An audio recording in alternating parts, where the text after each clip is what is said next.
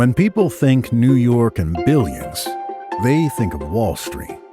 They think of Main Street. But beyond that concrete garden is a sprawling, unending stretch of irreplaceable farmland. Generation after generation handing down the power of what we should call Dairy Street.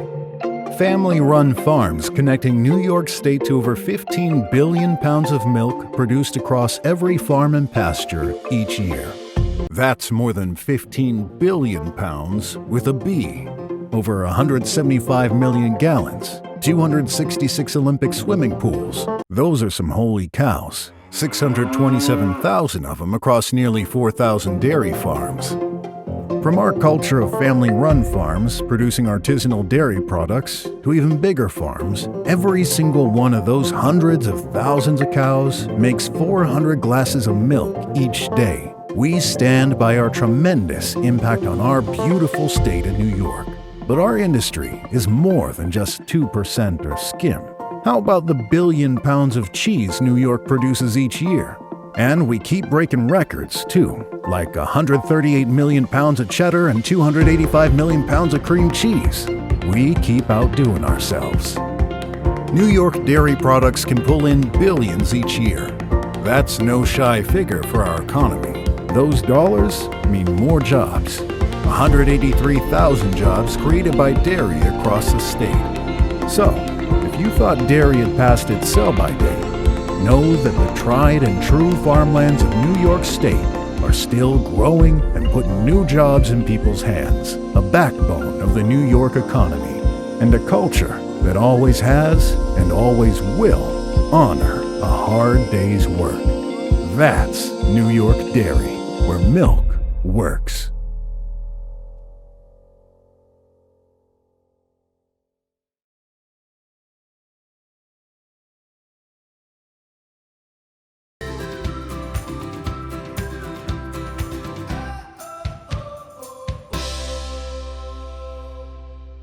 So I was born on a small dairy farm about 5 minutes from here. My parents milked about 200 cows. When I was young, I loved working with the cows. My first job on the farm was feeding the calves. I got paid 5 cents per calf that I fed. That was a deal me and my dad made. They couldn't keep me out of the barn. That was a punishment. If I did something wrong, I wasn't allowed to go to the barn. As young as I can remember, it was I'm gonna go to college, I'm gonna study animal science with a focus on dairy, and be involved in the dairy industry somehow. I wasn't always positive that it was going to be doing what I'm currently doing, but I was always going to be involved in the dairy industry.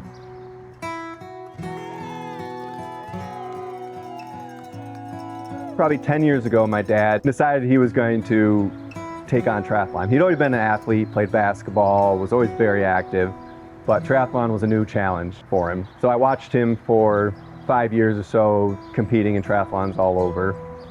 And then 5 years ago, I decided I want to do that too. I want to have another connection with my dad. So I started doing my first triathlon in 2018. And now I've done probably 15 total triathlons. Every race that I'm signed up for, he's also signed up for. So we go to all of our races together. We've gone from Utah to up in northern New York and Lake Placid. We always turn it into family vacations too, really. My brother and sister and their families come. Nutrition is considered the fourth discipline of triathlon because you can swim, bike, and run, but if you're not eating and hydrating properly before, during, and after a workout, you're not going to be successful. Here at the farm, we have a team of nutritionists that formulate the diet. They are testing all the time to make sure that the haylage or the corn silage is the right percentage of protein and fiber. It's important for us to monitor cows' health using technology. The technology I use to monitor my health tracks everything from the miles I traveled, my body temperature, respiration, amount of sleep I get. We use similar technology to track the cows that sends reports daily to emails and on the desktop computer where we can look through those very specific reports of cows that need any extra attention. We track how often they're eating, how often they're laying down, the quality of the milk they're producing. Using the technology enables us to focus our time on any cows that need extra help. So when we identify the cows that need extra care, that's where I come in and give them the attention that they need. I really can't imagine another place to be. People have asked, why spend so much time working on a farm when there's always something that pops up that needs to get taken care of. You could find a 40-hour week job and it'd make more time for life, but I don't think I could be happy not being here working with the cows every day. I really do love what I do. If I didn't, I wouldn't be here.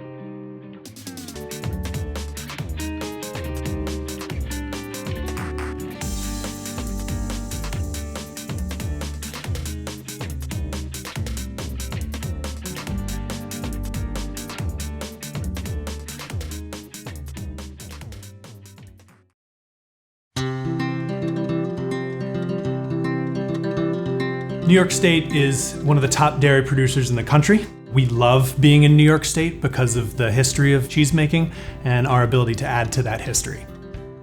The Western New York maritime climate, the influence from the Great Lakes influences the flavor, the terroir they call it in France, but the flavor of our cheeses that enable us to make this type of cheese. New York State is a great place to raise a cow. My husband and I are the 5th generations here at Sunset View, as well as most people know their children, if not better. We actually produce our cheese here on our farm. Our milk is as fresh as it can be. We take that milk and turn it into different ages of cheddars. We have 2 types of Havarti, a Heritage, which is a Parmesan Swiss blend, and you get the natural flavors and aromas that you can find only here in Schuyler County. Old Chatham Creamery is one of the first artisanal creameries in the United States that helped popularize artisanal cheese. The new creamery that we opened last year allows us to make a new range of products that we've never made before. So we're going to be bringing people their favorites that we've been making for the last quarter century. Long-aged Gouda cheeses, blue cheese, and Bloomerine cheeses, including a cheese we're really well known for, which is our Hudson Valley Camembert. We also make fresh goat cheese, and then a whole range of 3 milk cheeses. And all the milk comes from our family-owned farms right up the hill. At East Hill Creamery, we make French Alpine style cheese, we make a raclette and a Comté. Very traditional, like they made cheeses 200 years ago. We age our cheese in caves, as you can see behind me. These are finer flavors that you kind of have to wait for it to happen. We take a lot of pride in getting people to listen to their palate. I think it's pretty amazing how it's just a whole new experience for people to enjoy our cheeses. I mean, to see their face light up is like, wow, this is cool. We are the most awarded sheep's milk brand in the United States. Sheep's milk cheese is incredible. It's higher in butterfat, so it really makes rich, decadent European-style cheeses. Everything that we're doing here is about maintaining what we've done for the last quarter century, but doing it on a larger scale with cutting-edge techniques. There's a lot of love that goes into every batch of cheese. In the last couple of years, we've really opened up our doors to consumers. People can come and really see behind the scenes how we do it, why we do it, and the joy that it brings us. And I hope it can bring you that much joy as well.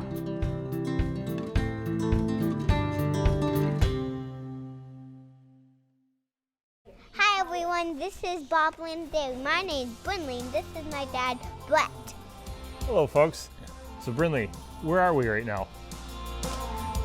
We're in a dry cow pen. Yeah, our dry cow barn. So what is a dry cow? A dry cow is a cow that it's kind of like she's on vacation. She doesn't get milk. She just is almost going to have a baby. Right, yep. So on a farm, on a dairy farm, a really important thing that happens is cows have their babies, right? Yeah. Yep. So this cow behind us is actually getting ready to have her baby later today, probably. So this whole barn behind us of all these cows, they're all pregnant and they're getting ready to have their baby. Do you remember how many months a cow is pregnant for before she has her baby? 9. 9 months, yep, just like a person. This pen that we're in right now, this is where they come to have their baby, right? Yeah. So out behind us, it's called a freestall barn. Do you know why it's called a freestall barn? Because they can get up and nap whenever they want. They can drink whenever they want. They can go to the bathroom whenever they want. Yep, they're free to walk around, right? Yep. So it's called a freestall. So all those cows out there are getting ready to have their baby, and we've got guys that on our team that walk through that pen of cows about every hour to check. So if they start to see a cow that's getting ready to have a baby, then they'll move her into this pen like this cow is, and this is where they'll have their baby. The first milk that the calf gets is really important. It's like superfood for them. Yeah. It's called colostrum. Can you say colostrum? Colostrum. Colostrum, yep. So it's really rich and thick kind of milk, and it's got a lot of antibodies in it. Special antibodies, yep. Do you know what antibodies are for? No. No, they're for your immunity. So to help keep you safe and healthy as you grow older. So when a baby calf is born, she doesn't have a lot of immunity.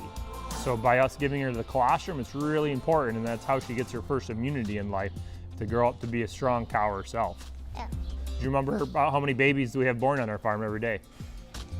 4 to 3. 4 or 3, yes. We'll have that born in just about every day, and then even at night we'll have another 3 or 4 born too. So lots of times we'll have 8 or so babies being born every day on our farm.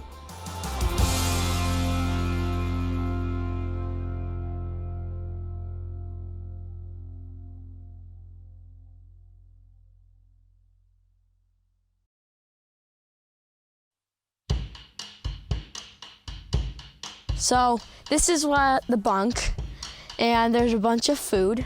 And so there's a mix, so what's in this pile here is corn, and there's corn, you know those fields of corn you see? So that's all that. It's corn stalks, corn leaves, the tassels, and the cob.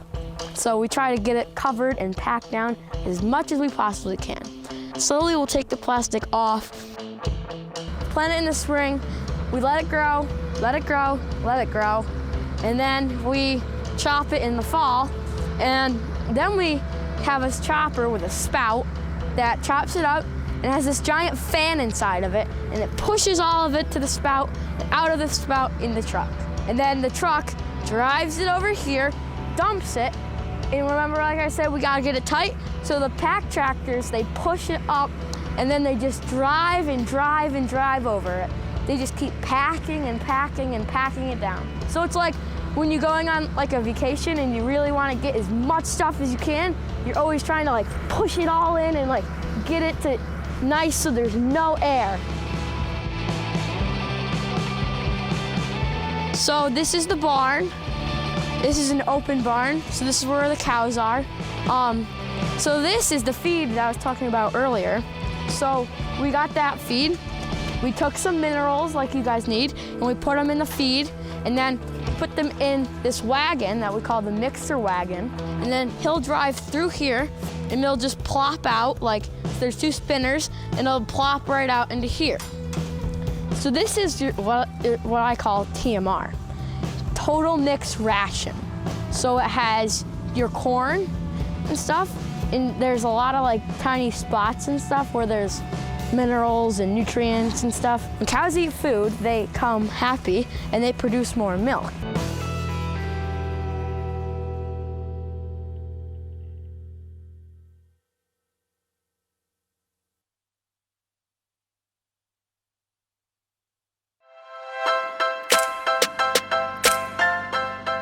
For generations, we nourished our families with delicious products made from dairy. But what about the next generation? Growing up in the metaverse with changing tastes, evolving areas of passion, and alternative ingredient options, how can we make sure that milk remains relevant and captures the hearts and stomachs of Gen Z, who already make up 20% of the population with over $100 billion in spending power? Welcome to New York Milk Launch 2022, a product innovation accelerator for dairy-based startups with over $200,000 worth of non-dilutive pricing for the best new milktrepreneurs.